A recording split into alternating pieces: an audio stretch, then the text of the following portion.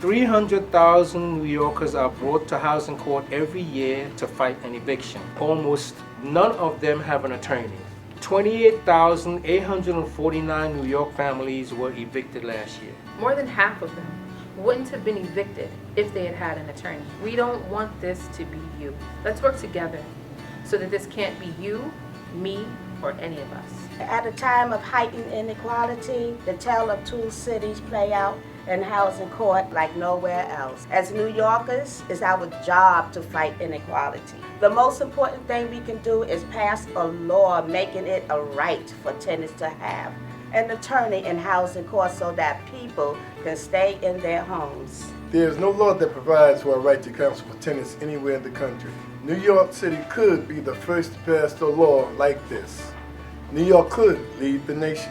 65% of New Yorkers are renters. In 2013, landlords sued 246,864 tenants in court for eviction. 97% of all cases in housing court are initiated by landlords. Less than 10% of tenants in housing court have lawyers to represent them. In 2013, 28,849 households were evicted by a marshal. The vast majority of tenants facing eviction are women. Close to 40% of tenants in housing court represents families with children. At least 30% of people in the shelters went there right after being evicted. 57,000 people are in New York City shelter system right now. With few affordable housing options, the average length of shelter stay for families with children is up 10% to a record 375 days. There are many consequences of eviction that we can't calculate, such as average storage costs, the number of days of work people miss because of court dates and move, the number of dates children have to miss from school, and the mental and emotional stress of fighting and facing an eviction.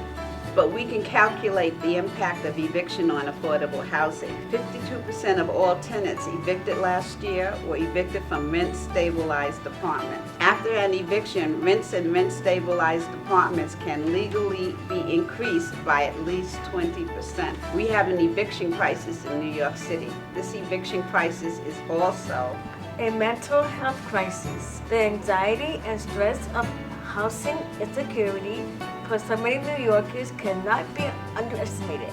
A workers' rights crisis. The most vulnerable New Yorkers miss thousands of days of work. A women's crisis! Women and children are being locked out of their homes. A children's crisis. The effects of eviction on children are devastating. A justice crisis. Every year more than half of all evictions could be prevented if tenants had attorneys. A community crisis. Evictions destabilize our neighborhoods and communities.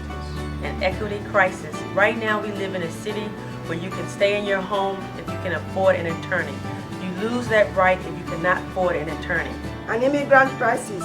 Discrimination of language and national origin is rampant in housing courts. Undocumented immigrants are less likely to fight for their rights in housing courts and therefore more likely to be evicted. Una crisis de vivienda asequible.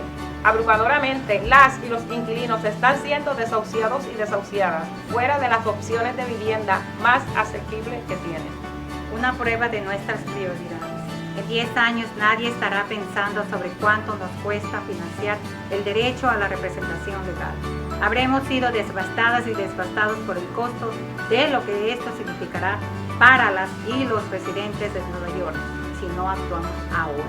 Most of us live paycheck to paycheck, and unless you have 6 months to a year of household expenses saved up in the bank, we're all one paycheck from being homeless, especially without a right to counsel. More than half of all the families that are evicted every year wouldn't be if they had an attorney.